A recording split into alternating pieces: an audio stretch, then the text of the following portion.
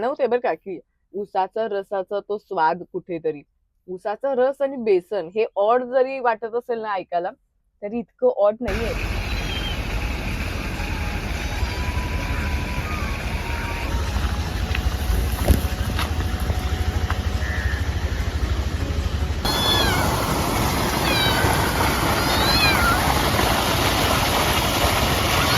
जुनं ते सोनं असतं हे चॅलेंज आपलं सुरू आहे आणि आजचा दिवस आहे 18वा आणि तुम्हाला माहितच आहे तुम्ही जे सांगाल तेच मी बनवेल असं सांगितलंय. आणि एक कमेंट आली होती मला, उसाच्या रसातील पिठलं. आता हे मी पहिल्यांदा ऐकते ना, मी हे कधी खाल्लंय, तर म्हणलं चला हेच बनवून बघूयात. आता मी विचारलं होतं त्यांना की हे नक्की कसं बनवतात, तर त्यांनी मला सांगितलं की नॉर्मल पिठल्यासारखंच बनवतात, फक्त पाण्याऐवजी तिथे उसाचा रसाचा वापर करतात. मग त्यासाठी आपल्याला उसाचा रस, बेसन, कांदा, लसूण, मिरची, कढीपत्ता, कोथिंबीर, जिरे, मोहरी, जे नॉर्मल पिठल्याला किंवा झुणक्याला लागतात त्याच गोष्टी लागणार आहेत. पण जराशी भीती वाटते मला, कारण हे गोड तिखट सगळं चव एकत्र आल्यानंतर कसं लागेल माहित नाही.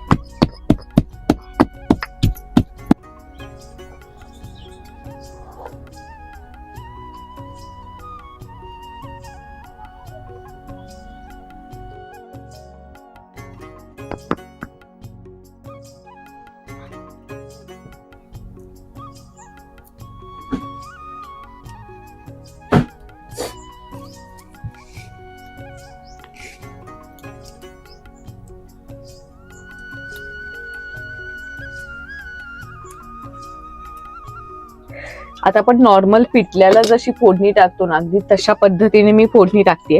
आणि कोणाला जर माहित असेल, कोणी करत असाल उसाच्या रसातलं पिठलं आणि ते कसं करतात ते देखील सांगा, आणि यामध्ये काही चुकीच्या स्टेप आहेत का ते देखील मला कमेंटमध्ये सांगा.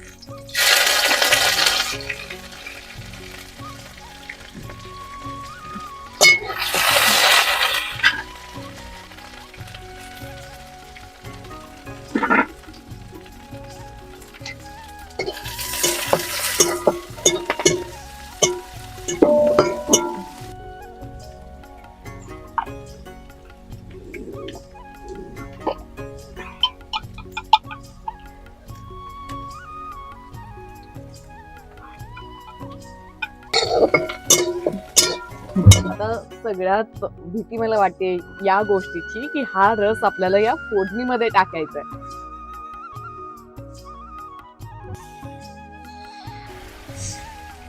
जास्त मी उकळत नाहीये कारण ते पाणी नाहीये, रस आहे. त्यामुळे हलकी उकळी आल्यानंतर मग आपण हे पीठ घालून वैरून घेऊयात.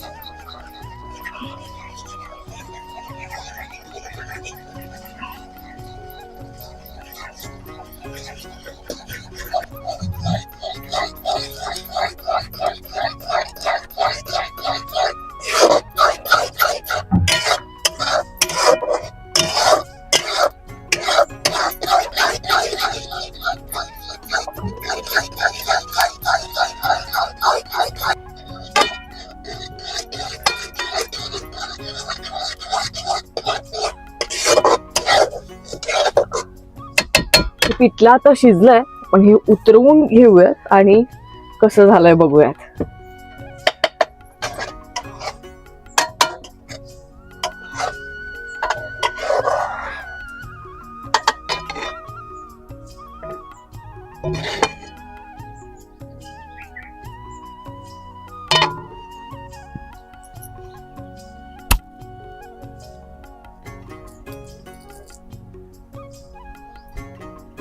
आता हे खाताना मला थोडस खायच्या आधीच मला कसं तरी वाटतंय, कारण हे कधीच मी ट्राय केलेलं नाहीये ना, मी कधी हे ऐकलंय.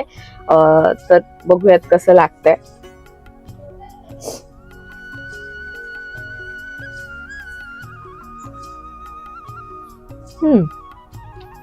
म्हणजे मी इमॅजिन केलं होतं तेवढं तसं काही नाहीये. हे म्हणजे गोड पिठलं म्हटलं ना तरी चालेल.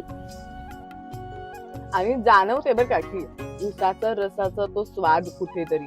ऊसाचा रस आणि बेसन हे ऑड जरी वाटत असेल ना ऐकायला, तरी इतकं ऑड नाहीये ते. तुम्ही ट्राय करून बघा नक्की. आणि तुमच्याकडे जर करत असतील हे, तर कशा पद्धतीने करतात हेही सांगा. आणि अशा जुन्या सोन्यासारख्या रेसिपी तुम्हाला माहित असतील तर त्या कमेंट मध्ये करा. आणि सगळ्यात महत्वाची गोष्ट, लाईक करा, शेअर करा, सबस्क्राईब करा.